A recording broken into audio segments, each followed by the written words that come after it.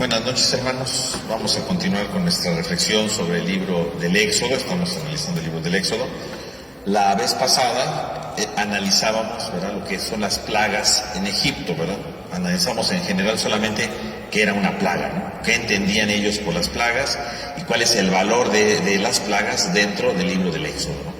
Vamos ahora a empezar a analizar de manera general estas plagas, ¿verdad? Porque podríamos hacer una cosa enorme, ¿verdad? Pero vamos a tratar de tenerlo de manera general, ¿no? Entonces, en primer lugar tenemos una introducción a las plagas, ¿no?, que encontramos nosotros en el capítulo 7, versículo del 8 al 13, ¿no? Ya que se aparecieron con Moisés, ¿verdad? Ya que se aparecieron con el faraón, entonces les pide que saque al pueblo, dicen que no, y va a empezar entonces el problema, ¿no? Entonces en el versículo 8 comienza la introducción a las plagas, porque esto no es una plaga, no es la introducción, pero no, esta introducción es muy importante, porque esta introducción nos va a hablar justamente de cuál va a ser el sentido de esas plagas, ¿no? Y cuál es la meta final de las plagas, ¿no? ¿Cuál es la meta final de esas plagas?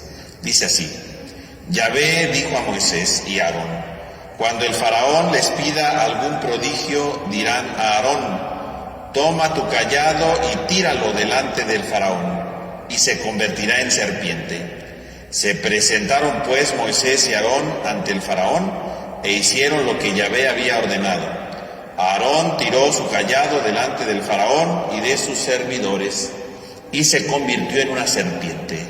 A su vez el faraón llamó a sus sabios y hechiceros y los magos de Egipto, e hicieron lo mismo con sus encantamientos.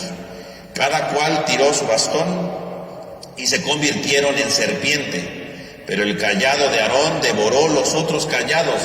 Sin embargo, el corazón de Faraón se endureció y no les hizo caso, como había predicho Yahvé. Entonces ahí tenemos, ¿verdad?, la introducción a este relato de las plagas, ¿no? Y entonces comienza, ¿verdad?, diciendo cómo Moisés tira el cayado, ¿verdad?, y se convierte en serpiente. Esto es lo que habíamos nosotros visto justamente ya en el capítulo 4, ¿no? En el capítulo 4, ¿verdad?, ¿se acuerdan cuando hablamos de las señales de Moisés, ¿no?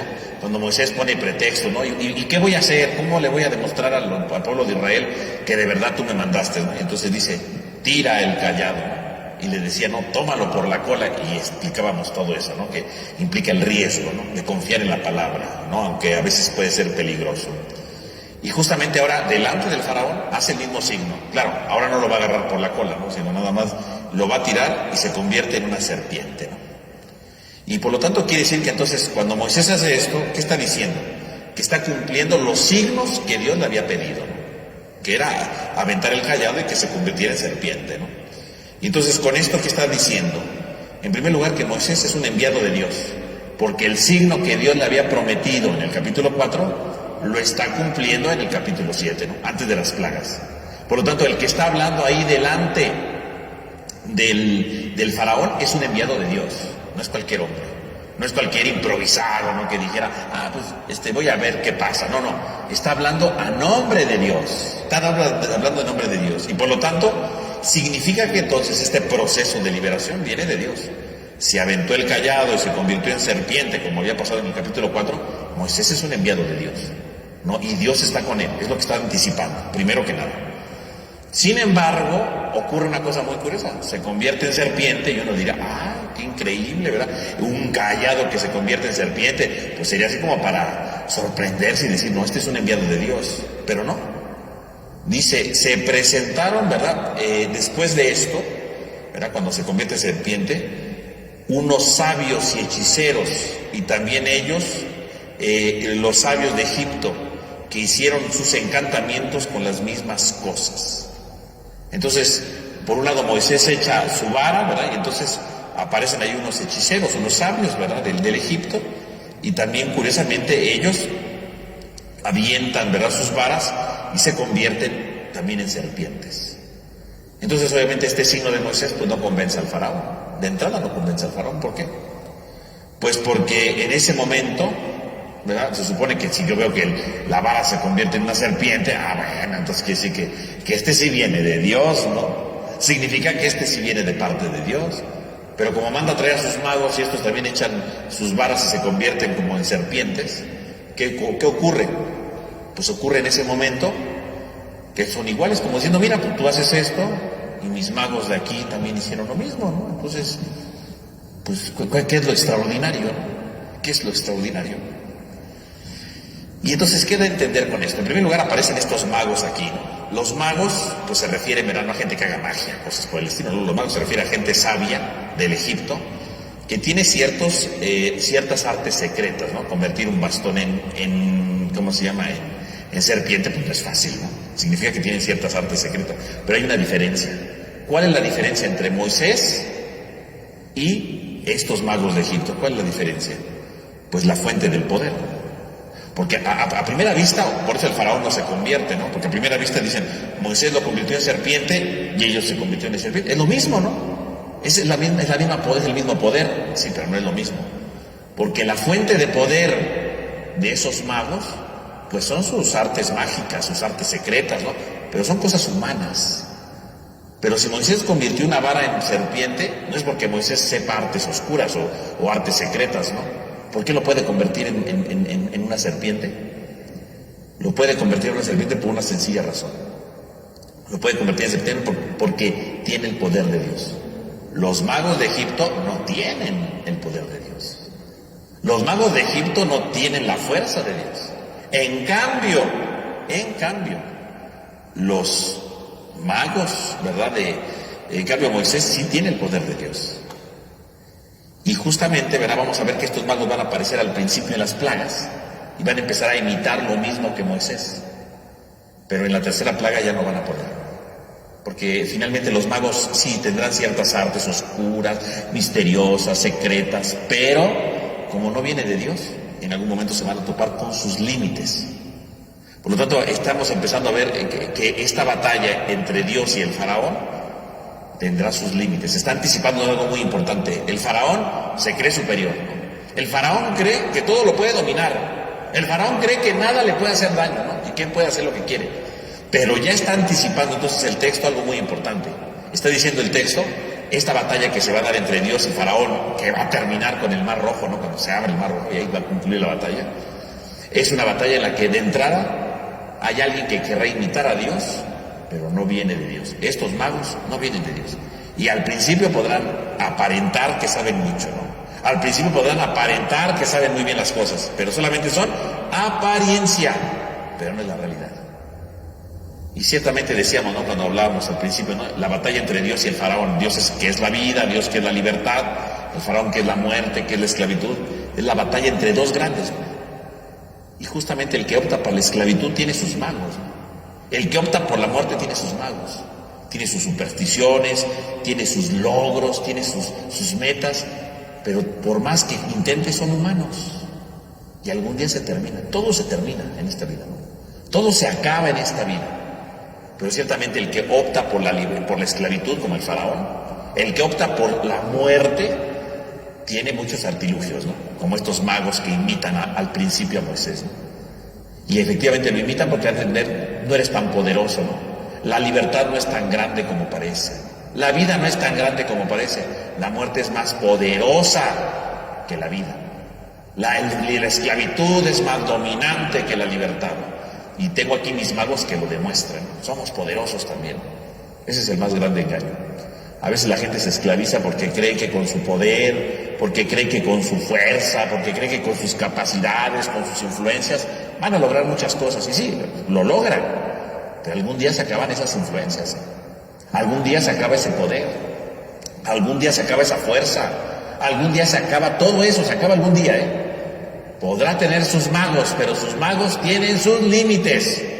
Podrá tener sus magos y sus cosas extraordinarias, pero eso tiene sus límites. Todo se acaba. Todo termina. Todo se aplasta. La última palabra no la tienen los magos, la va a tener Dios. Y vamos a ver cómo en la tercera plaga los magos ya no pueden hacer nada. Pero así pasa. El que opta por la esclavitud, del poder, de lo que sea, siempre cree que puede hacerlo todo bien. Y que tiene el poder de hacerlo todo. Como aquí el faraón dice, mira, tú convertiste tu bastón en serpiente, mis magos también, yo lo puedo hacer también. Y el que opta por el poder, por la esclavitud del poder, o de lo que sea, pues a veces dice, yo puedo hacer todo, ¿no? Yo alcanzo todo, yo tengo este poder, yo tengo esta influencia, yo tengo tal persona que conozco, yo qué sé, ¿no? Y empezamos a sentirnos como superiores, ¿no? Empezamos a sentirnos con fuerza, empezamos a sentirnos inalcanzables. Ojo, no es así la cosa. Hay que estar atentos. Pero también este texto nos enseña algo más, porque dice que avientan, ¿verdad?, sus varas, se convierten en serpientes, pero dice, el cayado de Aarón se devoró las otras serpientes. ¿Qué significa esto? ¿Por qué las otras son serpientes y la serpiente, ¿verdad?, que es la del cayado de Aarón, que es la de Dios, se devora las otras? ¿Qué significa eso? Esto pues trae como un reflejo, ¿verdad?, ¿cómo se llama?, de mitologías antiguas, ¿no? de mitologías de esos tiempos, no hay que entenderlo, ¿no? Se suponía que en las mitologías antiguas hubo una lucha, ¿verdad?, contra una serie de monstruos, ¿verdad?, para poder crear el mundo. Entonces, por ejemplo, en los relatos de Babilonia, en las mitologías de Babilonia, existe una lucha, ¿verdad?, de un dios que vence, ¿verdad?, un dragón, ¿verdad?, y que lo destruye, y con eso crea todo, ¿no? Entonces, podemos ver que en las mitologías antiguas hay una lucha contra el monstruo, y cómo el monstruo es destruido. Y de esa destrucción de un monstruo surge una creación. ¿Qué está pasando en esta batalla, en este combate? Los monstruos de Egipto, ¿verdad?, las serpientes que ahí se transformaron. Viene Dios y se las come, las destruye. Y así como en las antiguas mitologías, después de destruir al monstruo, ¿no?, enemigo, viene la creación. ¿Qué es lo que está diciendo este texto? Vendrá Dios y destruirá el monstruo, ¿verdad? Destruirá el monstruo enemigo y vendrá una creación. ¿Y cuál es la nueva creación que va a surgir aquí? El pueblo de Israel. Porque al final de cuentas, ¿qué va a pasar cuando terminen las plagas? Al final de cuentas, las plagas van a hacer ¿cómo se llama? Al final de cuentas, las plagas van a derrotar al faraón, el faraón los va a dejar salir y se va a acabar todo, ¿no? Se va a destruir todo, se va a disminuir todo, ¿no? Y entonces, efectivamente, así como en las antiguas mitologías, el monstruo era destruido y venía la creación, aquí también son destruidos estos monstruos de los egipcios por Dios, porque la serpiente que se los come es la serpiente de Dios, ¿no? Se los come, los destruye totalmente y vendrá una creación. ¿Cuál es la creación? El pueblo de Israel. Dios formará un pueblo, Dios formará un nuevo pueblo, una nueva civilización, una transformación nueva. Y si Dios viene a formar un nuevo pueblo, ojo, atentos, Dios va a formar un nuevo pueblo porque Dios va a renovar al hombre, va a renovar su corazón, va a renovar su vida, le va a dar un nuevo significado. El triunfo de las plagas, eso ya está anticipando aquí. ¿Qué va a pasar con el faraón? ¿Quién va a ganar la guerra entre el faraón y Dios? Dios. Si la serpiente se come las menores, es la imagen de cómo Dios va a devorarse a Egipto y cómo de la destrucción de Egipto va a surgir una nueva creación que es el pueblo de Dios. Está anticipándolo, ¿no? Por eso digo que este texto es muy importante, porque uno podría quedarse como la idea de, ay, mira qué bonito, ¿verdad?, se convirtieron las varas en serpiente. No, está anticipando todo lo que va a venir, todo lo que viene. Está diciendo en qué va a terminar la historia, en que Dios destruye a los monstruos antiguos para crear una nueva creación que es un nuevo pueblo. Y fíjense qué interesante, porque la palabra que utiliza, o más bien el verbo que utiliza, devorar, que se dice en hebreo balach, es el mismo verbo que va a aparecer cuando el pueblo de Egipto va persiguiéndolos ahí, ¿verdad? Va persiguiéndolos ahí cuando se abre el mar. Y dice el texto, ¿no?, que las aguas se cierran, dice, y el mar devoró al pueblo de Egipto. Y ahí termina todo. Así como esta serpiente devora a las pequeñas serpientes, al final el mar devorará al faraón. Y usa el verbo devorar, el mismo verbo, es la misma palabra. El mar devoró al faraón y sus ejércitos, igual que ahorita la serpiente devoró a las otras serpientes. Es el mismo verbo. O sea, que está anticipando. ¿En qué va a concluir toda esta batalla entre Dios y el faraón? Que Dios va a devorar al faraón. ¿Y dónde lo va a devorar? En el mar. Está anticipando eso. Está diciéndonos en qué va a concluir todo. Ya está. O sea, uno lee este texto y ya diría, pues ahí está todo lo que va a pasar. Punto. Va a venir una batalla entre Dios y el faraón. ¿Y qué va a terminar? Que Dios va a devorar al faraón. Que Dios va a devorar al que esclaviza. Ese es el final de todo, ¿no? O sea, en el fondo, ¿qué está diciendo? El hombre que opta por la esclavitud será devorado por Dios. O sea, y el hombre que opta por la libertad tendrá la fuerza de devorar sus esclavitudes. Entonces nosotros tenemos aquí dos opciones. O bien optamos por Dios para devorar nuestras esclavitudes, es decir, para dominarlas, o bien optamos por el faraón, optamos por nuestras esclavitudes, pero algún día vamos a ser devorados, vamos a ser destruidos, ¿eh? Las esclavitudes destruyen, ¿no? Lo hemos dicho varias veces aquí en este curso, ¿no? Las esclavitudes pueden ser las drogas es una esclavitud, por poner un ejemplo, ¿no? La droga es una esclavitud que te devora, ¿no? Al final vas a terminar devorado, ¿no? Ya sea porque merma, destruye tu salud, pero también las drogas destruyen tu familia, o sea, es una esclavitud que te destruye, es lo que está diciendo. Las serpientes de los magos fueron destruidas, se las tragó la serpiente del faraón, de Dios. En estas palabras que está diciendo, el que opta por la esclavitud termina devorado, destruido por sí mismo, porque es una serpiente que se come a otro, ¿no? El mar que se traga al faraón. Así termina todo. O sea, fíjense, entonces ya está anticipándonos en qué termina. Si optas por la esclavitud, sorpresa, vas a ser destruido.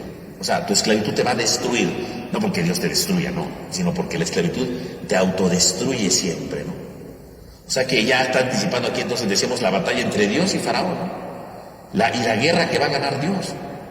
Y cómo Dios destruirá a Faraón. Bueno, más bien, cómo el Faraón se autodestruirá, porque la muerte y la esclavitud genera una propia autodestrucción. El que quiera ser libre, que opte por Dios. Punto. Y entonces, ante esto, ¿verdad? Entonces van a empezar las plagas. Entonces vemos la primera plaga, ¿no? Es cuando el agua se convierte en sangre, ¿no? Que está en el libro del Éxodo, en el capítulo 7, versículo del 14 al 25, ¿no? Entonces lo vamos a leer. Dice, Yahvé dijo a Moisés, el corazón de Faraón se ha obstinado y se niega a dejar salir al pueblo. Preséntate ante el Faraón por la mañana cuando vaya hacia el río.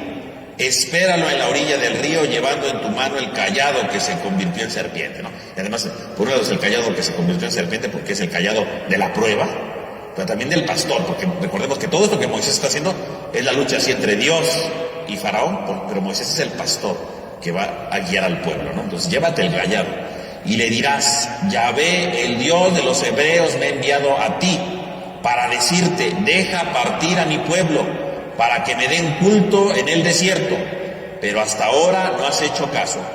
Así dice Yahvé, en esto conocerás que yo soy Yahvé, con el callado que tengo en la mano golpearé las aguas del río y se convertirán en sangre. Los peces del río morirán, el río quedará apestado y los egipcios no tendrán que beber agua en este río. Yahvé le dijo a Moisés, dile a Aarón, toma tu callado, extiende tu mano sobre las aguas de Egipto y sobre sus canales, sus ríos, sus lagunas y sobre todas las cisternas, y se convertirán en sangre y habrá sangre en todo el país de Egipto, en los recipientes de madera y en los de piedra.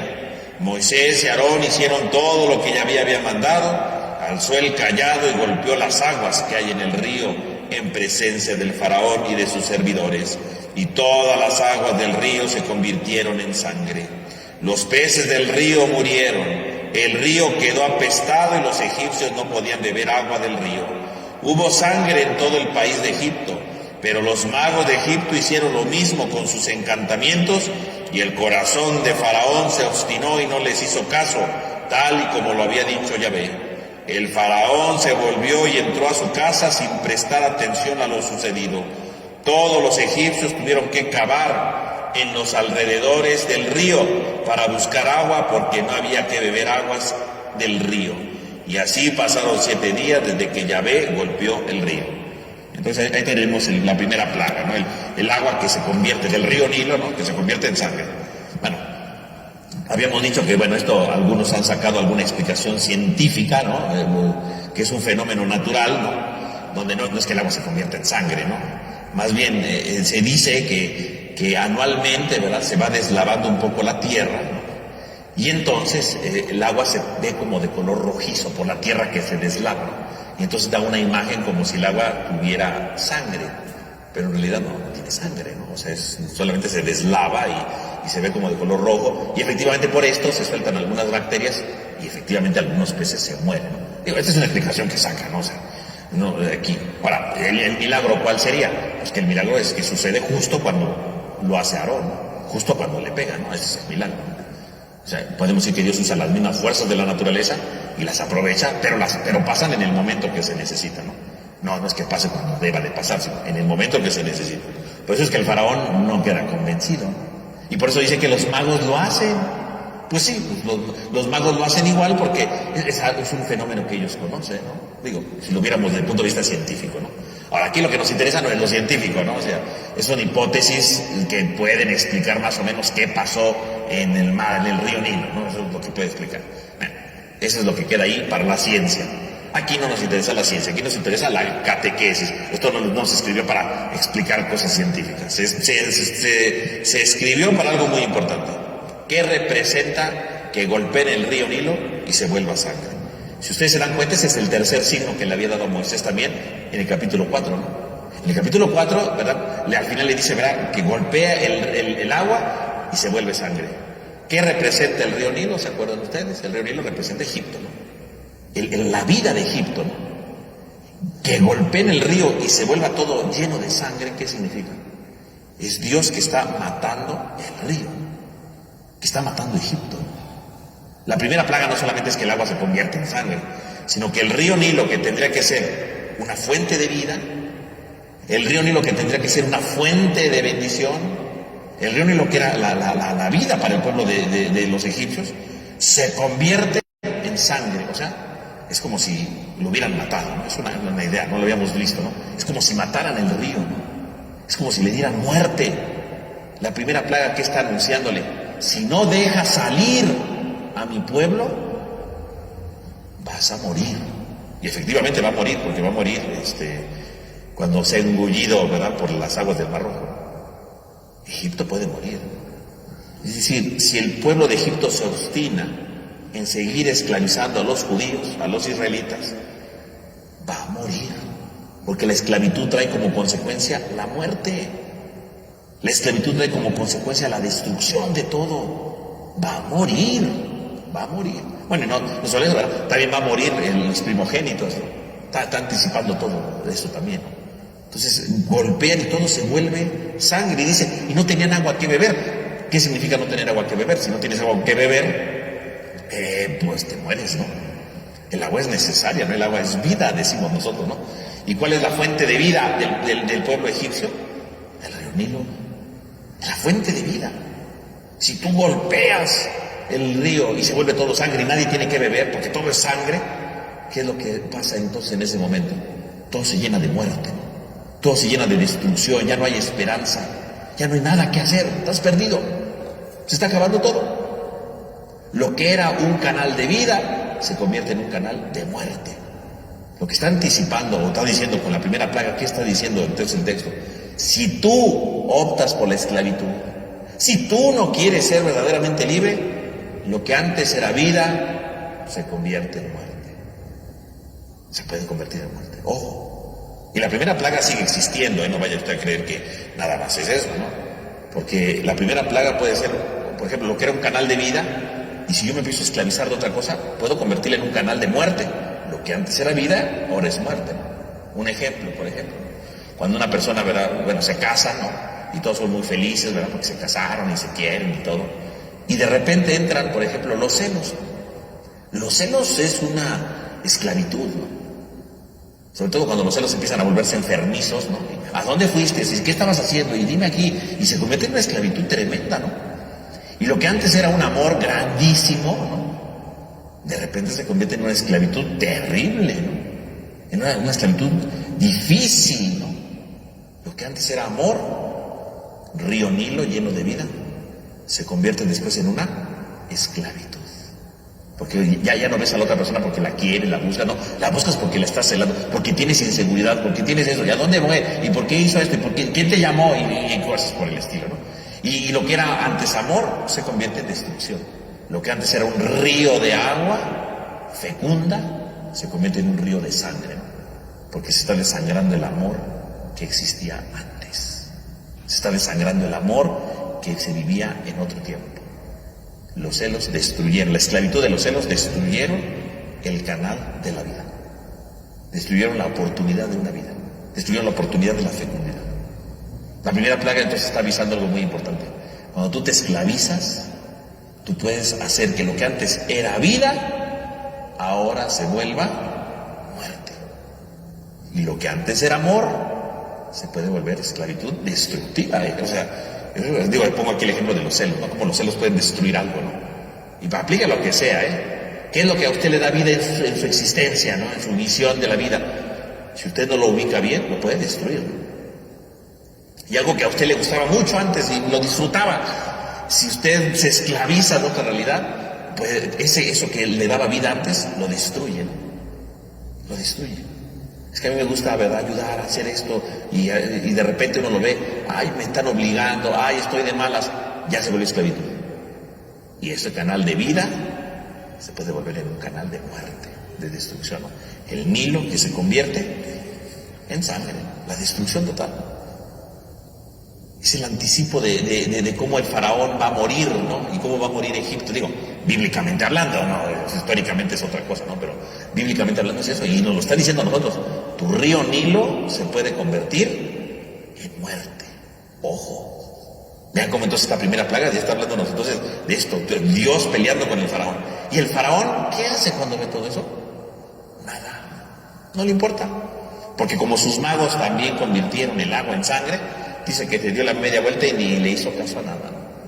Aunque el pueblo sufre de sed, ¿no? Pero a él no le interesa que sufra de sed, ¿no? O sea, él se va y no le interesa en absoluto lo que pasa, porque los magos lo hicieron. Entonces no pasa nada, eso no es nada de extraordinario.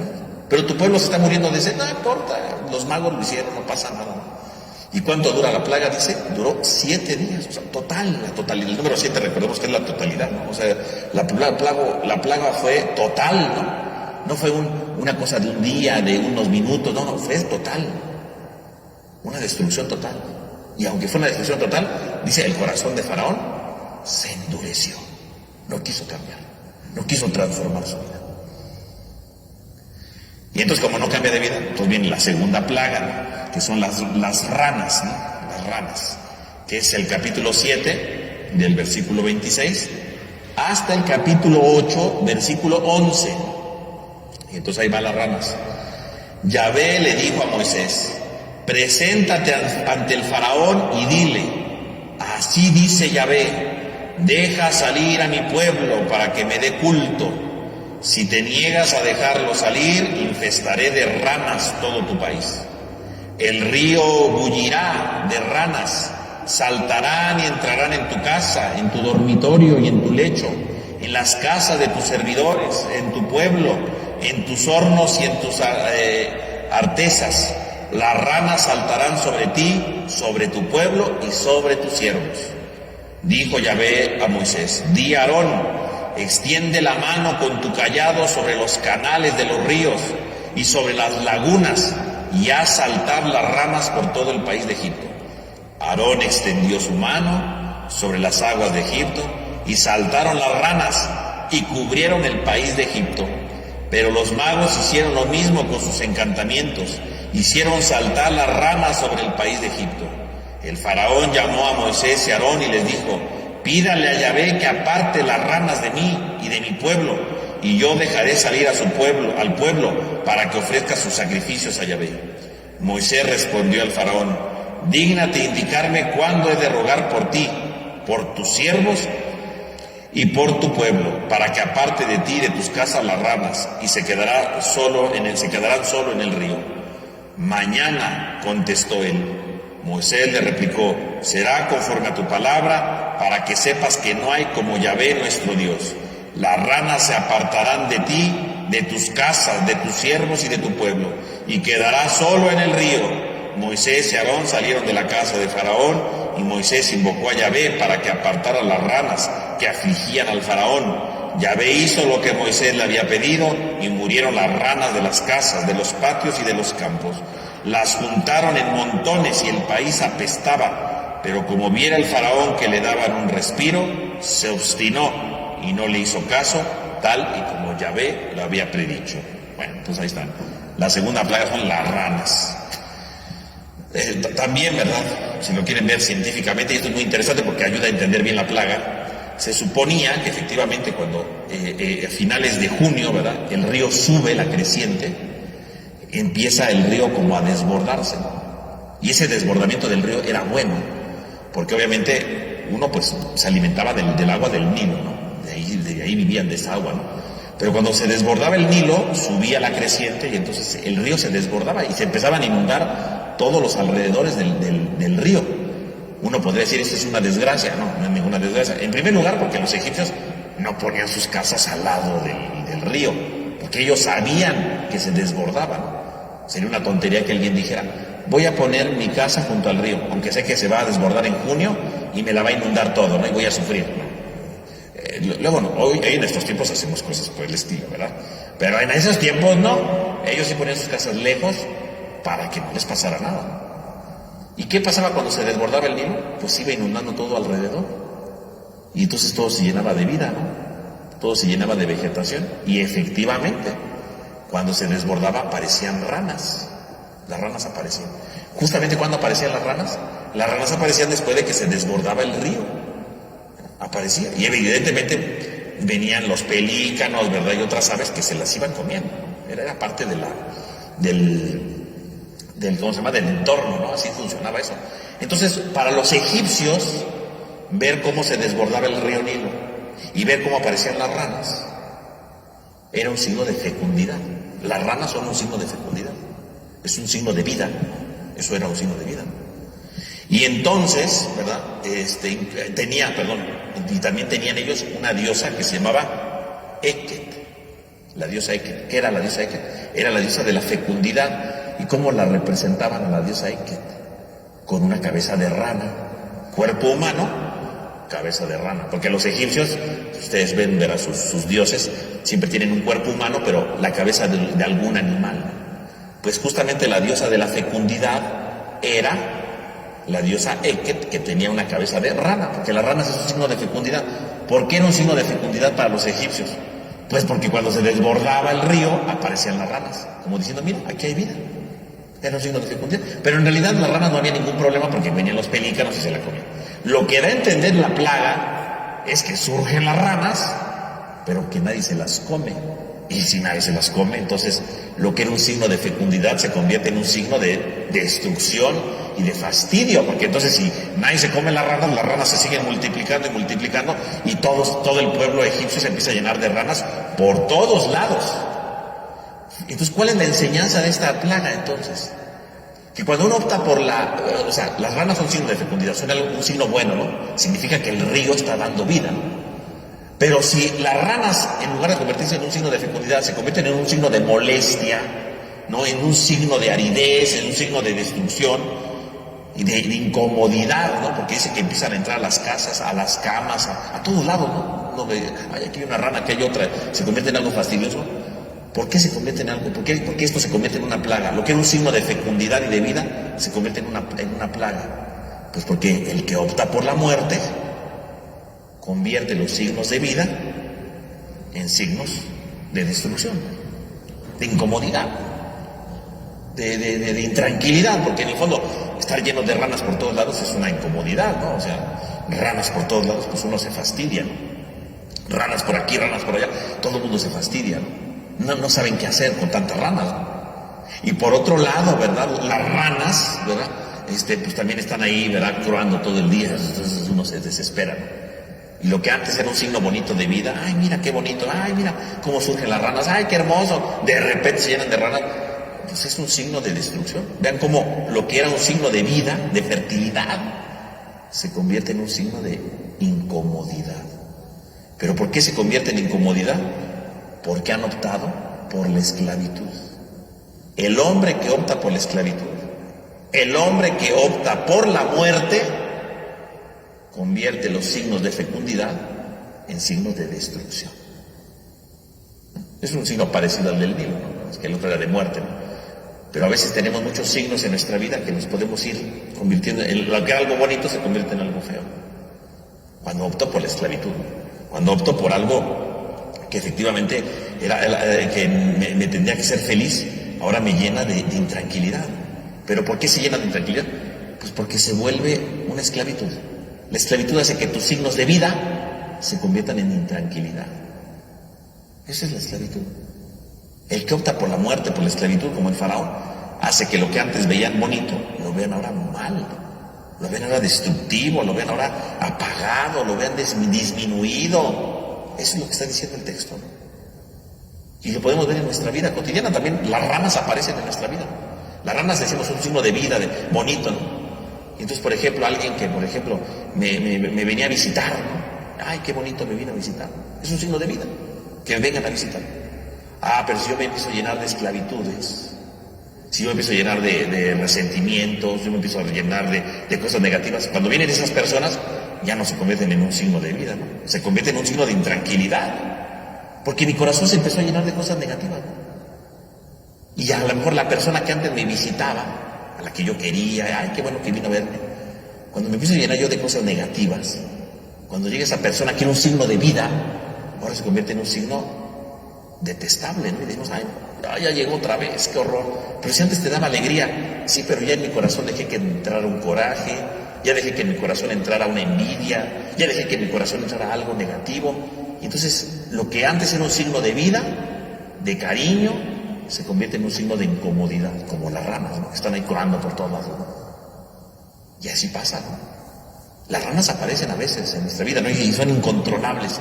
Y lo que era antes bonito se convierte en algo feo, ¿no? Pero si antes te caía bien que te vinieran a visitar, sí, antes me caían, pero ahora ya no. ¿Por qué? Porque ya me cayeron mal, o porque me hicieron algo, ya tuve malos pensamientos contra ellos, yo qué sé, ¿no? Empezamos a llenar nuestro corazón de cosas negativas, y lo que antes era bonito se vuelve un infierno después, se vuelve algo negativo. Lo que antes era una bendición se puede convertir en algo intranquilo, en algo devastador. ¿Por qué? Porque no lo entendemos. Porque nuestro corazón se empezó a llenar de esclavitudes, de muerte, y lo que antes veíamos bien, ahora lo vemos mal, ¿no? Y a veces las amistades se rompen. ¿Por qué se rompen las amistades? Yo he conocido gente que llevaban de amigos años llevaban de amigos, y de repente se convirtieron en enemigos. Y uno dirá, pero ¿cómo es posible que estos que eran amigos iban de un lado para otro, compartían, se divertían? ¿Cómo es posible que hoy no se hablen? ¿Por qué no se hablan? Pues porque esas ramas que eran un signo de vida, después se convirtieron en un signo de incomodidad. Me desespera que haga esto, me desespera que haga lo. ¿Por qué? Porque un día decidí que entraran otros sentimientos, decidí que entraran otros intereses, y ese día dejé de querer a mi amigo. Punto. Pero antes salían juntos, ¿sí? Antes salíamos juntos y nos divertimos, pero hoy ya no, porque hoy no lo soporto, ¿no? Se convirtió en alguien insoportable para mí. ¿Pero por qué? Pues porque me di cuenta que, no sé, se aprovechaba de mí. O me di cuenta que nada más me estaba molestando. O me di cuenta que era odioso. Pero si antes era igual, ¿por qué ahora cambió?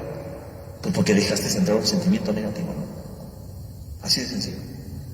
Es que me dijo mis verdades, pero si antes te las decía, ¿y por qué ahora ya no le hablas? Bueno, es que antes me las decía con cariño, ahora ya no me las dice con cariño. No es cierto. Te las sigue diciendo igual, pero tú dejaste que entrara otro sentimiento negativo, ¿no? Que ese sentimiento negativo puede ser la presunción, puede ser el ego, puede ser muchas cosas. Eran grandes amigos, iban de un lado para otro, se querían mucho, muy bien. Y de repente me empecé a sentir superior a él. Y ese día se acabó la amistad, porque me sentí superior. Y el ego es una esclavitud, ¿no? Y cuando llega el ego, porque cuando tú crees que eres mejor, que ni siquiera tu amigo te merece, fíjate, el ego puede hacer eso. Tu amigo se convierte en una rana molesta, que mejor no quieres saber de ella. Que se vaya, dice el faraón, que se vayan estas ranas. Antes me gustaba, pero ahorita ya, que se vayan, igual así. O un día los pusieron a los dos amigos en un mismo cargo. ¿Saben qué? De esta misión se van a encargar los dos. Y en lugar de compartir las cosas, de animarse entre los dos, empezaron a luchar a ver quién era mejor, a ver quién podía dirigir mejor, y lo que antes era amistad se convirtió en rivalidad. Y por esa lucha perdieron la amistad. Lo que antes era bonito, feliz, fecundo, se convirtió en un infierno. Entonces la segunda plaga nos enseña algo muy importante, que cuando tú dejas que entre una esclavitud a tu corazón, algo que antes era bello se puede convertir en algo terrible, en algo insoportable. Y una amistad se puede convertir en enemistad. ¿Pero por qué? Porque dejas que entre un sentimiento negativo en tu vida y se vuelve insoportable. Las ranas que eran el signo de vida se convierten en signo de intranquilidad. Esa es la segunda plaga. Y el faraón cuando dice, ya por favor déjalo salir, ya los voy a dejar salir, pero quítame las ranas, ¿no? Entonces Moisés hace que las ranas se mueran, todas las ranas se mueran, todo el mundo quita las ranas, ¿verdad? Ya por fin ya me están dando lata, y dice, el corazón del faraón se volvió a ensoberbecer y dijo, no los voy a dejar salir, y no los deja salir, ¿no? Y entonces viene la tercera plaga, ¿verdad? La tercera plaga, que es la de los mosquitos, ¿verdad? O algunos dicen que piojos, es una palabra difícil, ¿no? Entonces está en el libro del Éxodo capítulo 8, versículo del 12 al 25. Perdón, del 12 al 15, no, el versículo no, está muy largo. Dice, Yahvé dijo a Moisés, di a Aarón, extiende tu cayado y golpea el polvo de la tierra, que se convertirá en mosquitos por todo el país de Egipto. Así lo hicieron. Aarón extendió su mano con el cayado y golpeó el polvo de la tierra, y aparecieron mosquitos sobre los hombres y sobre los ganados. Todo el polvo de la tierra se convirtió en mosquitos sobre todo el país de Egipto. Los magos intentaron con sus encantamientos hacer salir a los mosquitos, pero no pudieron. Aparecieron pues los mosquitos sobre los hombres y sobre los ganados, y los magos le dijeron al faraón, es el dedo de Dios. Pero el faraón continuó obstinado y no les hizo caso, como había dicho Yahvé. Entonces tenemos aquí nosotros, ¿verdad? La tercera plaga. ¿De dónde viene la tercera plaga?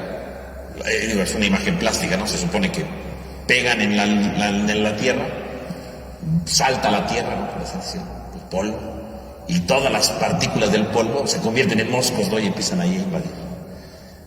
Bueno, esa es la imagen, ¿no? Ahora, ¿qué es lo que está pegando con el bastón, con el cayado? El polvo de la tierra. Dice, ¿no? Polvo de la tierra. Y si recordamos nosotros, ¿en dónde aparece la misma expresión? El polvo de la tierra, ¿en dónde aparece? Cuando Dios crea al hombre, ¿no? En el Génesis 2:7, de cómo formó Dios al hombre. Dice, agarró Dios y formándolo del polvo de la tierra e insuflando en sus narices, apareció el ser viviente, ¿no? Polvo de la tierra. Y habíamos explicado que qué significaba el polvo de la tierra. El polvo de la tierra representa la fragilidad del hombre, ¿no? La debilidad del hombre. Eso representa el polvo de la tierra, ¿no? La fragilidad del hombre. Por lo tanto, cuando dice que golpea el polvo de la tierra, ¿qué significa que golpea? La debilidad del hombre, ¿no? Está golpeando su debilidad. Está golpeando su fragilidad. Lo que está dando a entender es que cuando alguien opta por la muerte, cuando alguien opta por la esclavitud, ¿qué sucede? La esclavitud me va a golpear en lo más débil de mi vida. La esclavitud te golpea en tu fragilidad. Cuando tú optas por la muerte, en el fondo, con el paso del tiempo, ¿qué pasa? Tu propia esclavitud te toca en lo más débil que puedes tener. Y entonces surge aquí la plaga de los moscos, ¿no? O sea, ¿de dónde viene la plaga? La plaga viene de que eres golpeado en tu fragilidad, en tu debilidad. Te hace vulnerable, vamos a decirlo así. El que opta por una esclavitud, pues, con el paso del tiempo se hace vulnerable. Lo que decíamos hace rato, el que opta por las drogas, pues al rato lo único que sale de un drogadicto, ¿qué es? Digo, sin atacar a los drogadictos, pero ¿qué sale de un drogadicto? Pues su polvo, su fragilidad. Porque ya un drogadicto ya no puede vivir sin su droga, ¿no? Entonces está esclavizado y vive para eso, ¿no? Y sale su debilidad. Y sale de varias maneras su debilidad, ¿eh? Sale porque necesita de la droga y tiene que hacer tantas cosas para conseguir dinero en su droga. Es débil, ¿no? Porque ya no es capaz de dominarse frente a la droga. Es débil. Lo golpearon en el polvo, ¿no? Y surge una plaga que marca su debilidad. ¿Y qué hace un mosquito si lo pensamos bien? Un mosquito chupa la sangre, ¿no? La sangre es la vida del hombre, ¿no? Si me chupa la sangre significa que es algo que me está quitando la vida, ¿no? Cuando una plaga, cuando una esclavitud me golpea en mi polvo, ¿qué significa? Que vas perdiendo tu vida. Un drogadicto va perdiendo su vida. Se le escapa la vida entre las manos, ¿no? Poco a poco, ¿verdad? Pueden durar años, no importa, pero se le escapa la vida. Porque la esclavitud de la drogadicción, ¿qué hace? Hace que te golpee lo más débil de tu ser. Y vas viendo, así como los moscos te chupan la sangre, vas viendo cómo te chupan la vida tu esclavitud. Y las drogas chupan la vida. Te destruyen poco a poco, gradualmente, sin que te des cuenta. Y cuando menos te das cuenta, eres polvo. Eres frágil, ya no puedes vivir sin la droga, no es bien difícil. Hay gente que obviamente se pone, ¿verdad? Y le ayudan y bueno, puede salir de su esclavitud, claro. Pero finalmente es eso. Pero bueno, dejemos la droga porque van a decir, bueno, yo no soy drogadicto. No. Pero veamos otra esclavitud. Otra esclavitud puede ser el rencor. El rencor, cuando menos lo imagines, te va a golpear en tu polvo, te va a golpear en lo más frágil de tu vida. Y el rencor es como los moscos, te va chupando la vida. Sí, al principio tienes rencor y coraje, esta persona me hizo esta. Pero cuando llevas ya varias semanas, varios meses, varios años con el mismo rencor, ese rencor te desgasta en la vida. Y uno dice, no, pues es que ha cambiado, ya está más amargado, ya está más inconforme. ¿Por qué se amarga alguien si es rencoroso?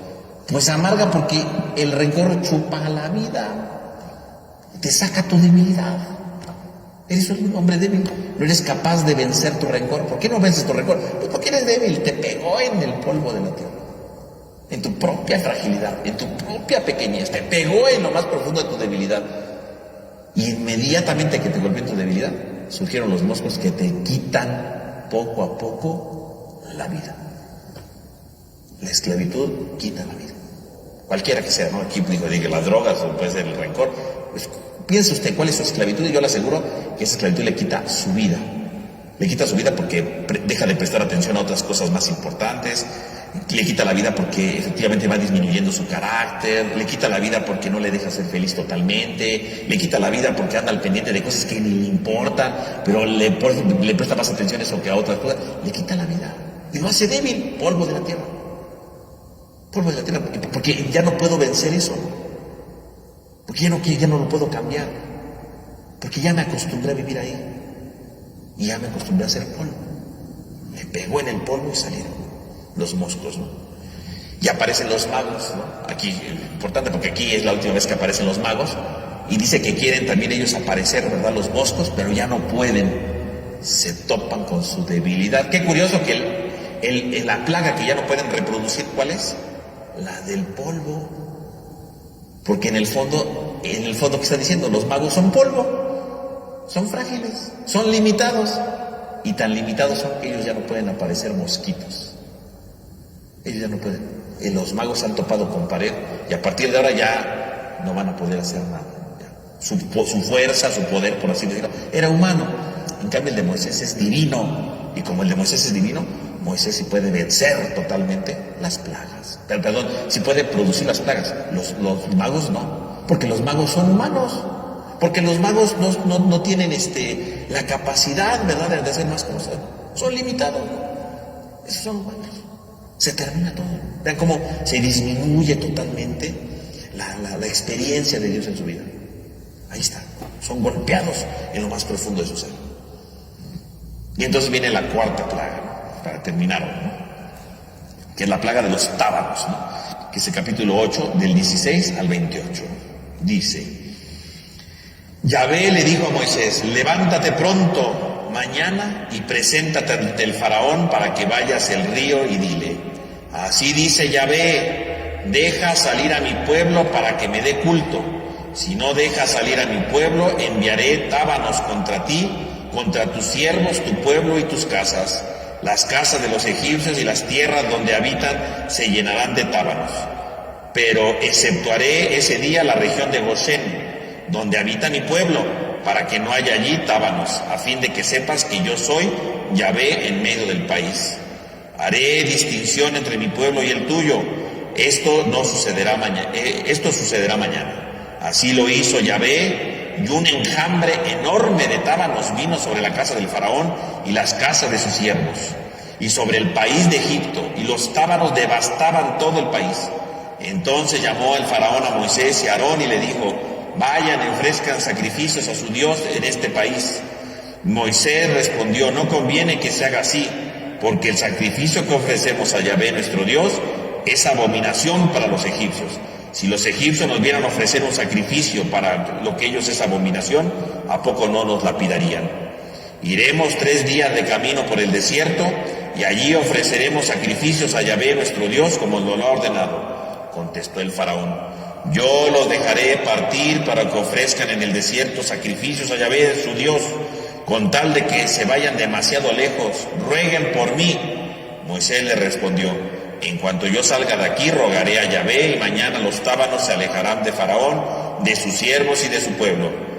Pero que el Faraón deje una vez de engañarnos, impidiendo salir a su pueblo para ofrecer los sacrificios a Yahvé. Salió pues Moisés de la presencia de Faraón y rogó a Yahvé. Yahvé hizo lo que Moisés pedía y alejó los tábanos del Faraón, de sus siervos, de su pueblo, y no quedó ni uno. Pero también esta vez se obcecó el Faraón y no dejó salir a su pueblo. Entonces ahora aparecen unos tábanos. ¿Qué son los tábanos? Los tábanos son moscas, pero grandes, más grandes de lo habitual, ¿no? Son una especie de una plaga de aquel tiempo, ¿no? Y se les denominaba a estos tábanos como moscas de la muerte, ¿no? Porque son las moscas, ¿verdad?, que aparecen cuando hay un animal muerto, ¿no? Por lo tanto son moscas que transmiten enfermedades. De por sí las moscas transmiten enfermedades, ¿no? Bueno, esas más porque se supone que vienen de los cadáveres y entonces van como esparciendo pues ahí los virus, ¿no? Por lo tanto son signos de muerte, ¿no? Son un signo de muerte que se van expandiendo poco a poco, ¿no? Incluso el libro de Levítico en el capítulo 11 lo dice, ¿no? Las moscas son transportadoras de impureza. Por lo tanto, ¿qué es lo que está pasando? Que si las moscas llenan todo Egipto, entonces todo Egipto se está volviendo impuro. Pero fíjense bien, dice el texto, que solamente los tábanos, ¿a dónde llegaron? A donde estaban los egipcios. No llegaron a la región de Goshen, porque en la región de Goshen, ¿quién vivía ahí? El pueblo de Israel. Quiere decir que el único que queda impuro es Egipto, pero el pueblo de Israel no queda impuro. ¿Y qué significa estar impuro? Estar impuro significa estar lejos de Dios. Por lo tanto, la cuarta plaga, ¿de qué nos habla? De cómo estos tábanos llenan de impureza a Egipto, pero no al pueblo de Israel. Porque el pueblo de Israel está del lado de Dios. Y el que está del lado de Dios está junto con Dios, no puede ser impuro. En cambio, los egipcios que han optado por la esclavitud, los egipcios que han optado por la muerte, ellos se vuelven impuros porque se alejan de Dios. Entonces la cuarta plaga que está diciendo, el que opta por la esclavitud se vuelve impuro. Impuro en el sentido de no ser de Dios, no estar cerca de Dios, no pertenecerle a Dios, ¿no? Distanciarme de Dios, esa es la impureza. A eso se refiere, ¿no? La impureza. Cuando yo me distancio de Dios, cuando yo me aparto de Dios, cuando yo me distancio del Señor, esa es la impureza.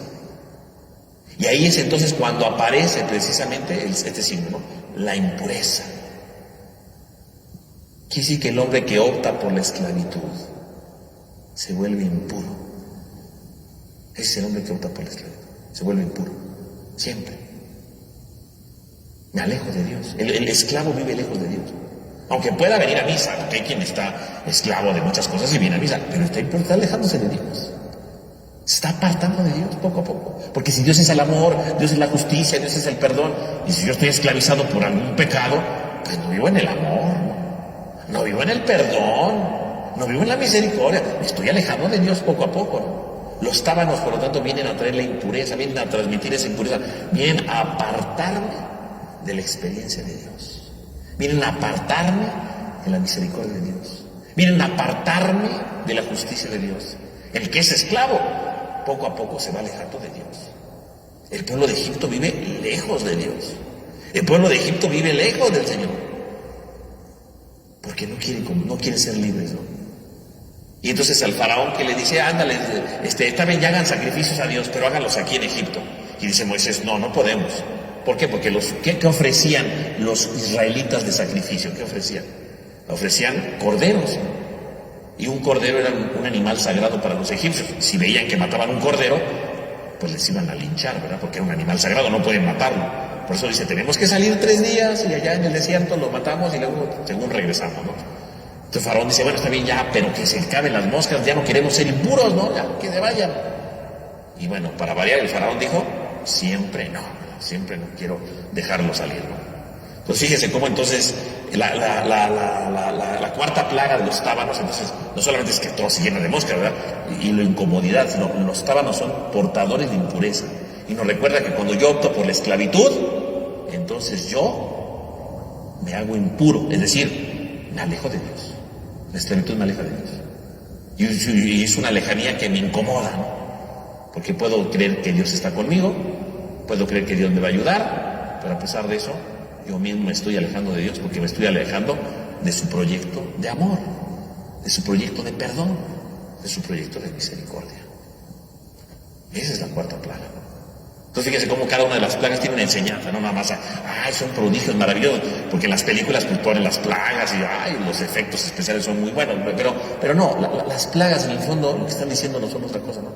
¿Cuáles son las consecuencias de tu esclavitud? Lo que antes era vida se convierte en muerte, ¿no? Agua que se convierte en sangre. Lo que antes eran signos de felicidad, de fecundidad, las ranas, se convierte en un signo de estorbo porque entró algo negativo en tu vida. Lo que antes, ¿verdad? El que opta por la esclavitud, ¿verdad? Se vuelve débil y se le va escapando la vida, ¿no? Los moscos, ¿no? El que opta por la esclavitud se vuelve impuro porque se aparta de Dios, ¿no? Digo, bueno, hasta aquí la cuarta plaga, ¿no? Y bueno, pues el tiempo ya está terminando, ¿verdad? Entonces, pues aquí vamos a dejarle por hoy, ¿verdad? Con la cuarta plaga, y ya la próxima semana pues vamos a continuar con las siguientes plagas. Bueno, no, la siguiente semana no, aquí damos un aviso, ¿verdad? La próxima semana no vamos a tener curso de Biblia, ¿verdad? Porque la otra semana ya es Viernes de Dolores, ¿verdad? Entonces vamos a tener aquí la misa en honor a la Virgen y luego pues se puede alargar un poco, entonces ya se hace todo más complejo, ¿no? Entonces la próxima semana pues no vamos a tener curso de Biblia porque pues es el Viernes de Dolores. Y luego la que sigue, pues tampoco va a haber curso de Biblia porque es Viernes Santo, ¿verdad? Ya vamos a empezar la Semana Santa, entonces el Viernes Santo tampoco va a haber curso de Biblia, entonces pues aquí nos vamos a quedar en ascuas hasta la cuarta plaga, y ya luego, después, ¿verdad?, de las vacaciones, retornaremos y veremos las siguientes plagas, ¿verdad?, para irlas comprendiendo. Entonces, eso sería. Pero en Semana Santa, ¿verdad?, el lunes santo, el martes santo y el miércoles santo, estos 3 días, voy a hacer una serie de reflexiones, igual a las 8 de la noche, ¿no?, lunes, martes y miércoles santo, sobre la Semana Santa, pero voy a hacer estas reflexiones desde el punto de vista litúrgico, ¿no? Porque digo, el Jueves Santo celebramos la Última Cena, el Viernes Santo la Pasión, y el domingo, bueno, la Resurrección, ¿no? Y bueno, podríamos hablar de eso, pero quisiera yo hablar ahora desde el punto de vista litúrgico, cómo la liturgia nos ilumina, ¿verdad? Los signos litúrgicos nos iluminan en estos días, ¿no? ¿Por qué se lavan los pies en la misa? ¿Desde cuándo lo hacemos, no? ¿Por qué pasa la cruz tapada, ¿no?, y la veneramos, ¿no? ¿Por qué se leen tantas lecturas en la vigilia, ¿no?, y que representa el cirio, ¿no? Porque esos signos, en el fondo, nos hablan del valor que tienen esas celebraciones, y si yo entiendo el significado de eso, ¿no?, pues yo puedo entender mejor estas celebraciones. ¿Por qué cuando la vigilia pascual empezamos todos con nuestros cirios prendidos? ¿Por qué prendemos esos cirios? ¿Qué representa eso, no? Porque a veces lo hacemos por inercia y decimos, ¡ay, qué bonito! Pero ¿por qué se hace eso? Todo tiene un significado y ya nos habla del valor de la celebración y de ese día, ¿no? Entonces yo lo que pretendo hacer en estos días de lunes, martes y miércoles es explicar la celebración del Jueves Santo de la tarde, ¿no?, la celebración del Viernes Santo, de la adoración de la cruz, ¿verdad?, y lo de que es la vigilia pascual. Entender los significados de la celebración para que los comprendamos y podamos vivir mejor esos días, y al mismo tiempo entender el valor desde la liturgia de esos días santos. Entonces no tendremos el curso de Biblia durante estos viernes que vienen, pero el lunes, martes y miércoles tendremos esta reflexión sobre la Semana Santa para profundizar desde el punto de vista litúrgico, ¿no?, para que ustedes lo vayan tomando cuenta, vayan tomando nota, y puedan participar también de estas reflexiones. Entonces, pues con esto concluiríamos, ¿verdad?, con tus avisos, y vamos a terminar con una oración. En el nombre del Padre, del Hijo y del Espíritu Santo. Amén. Te damos gracias, Señor, porque nos has reunido en esta noche. Te pedimos para que nos ilumines y nos ayudes a descubrir nuestras esclavitudes. Y así como avisabas a través de estas plagas al faraón cómo la esclavitud nos va destruyendo, también tú nos vas ayudando a descubrir esto. Ayúdanos a ver tus signos, ayúdanos a ver tus portentos, para que descubramos las esclavitudes que hemos dejado crecer en nuestro corazón y podamos liberarnos para ser auténticamente hijos tuyos desde la libertad y caminando por la experiencia del amor. Te lo pedimos a ti que vives y reinas por los siglos de los siglos. En nombre del Padre, del Hijo y del Espíritu Santo. Nos vemos Dios mediante entonces en la Semana Santa para nuestras reflexiones y ya después de vacaciones para continuar nuestro curso de Biblia.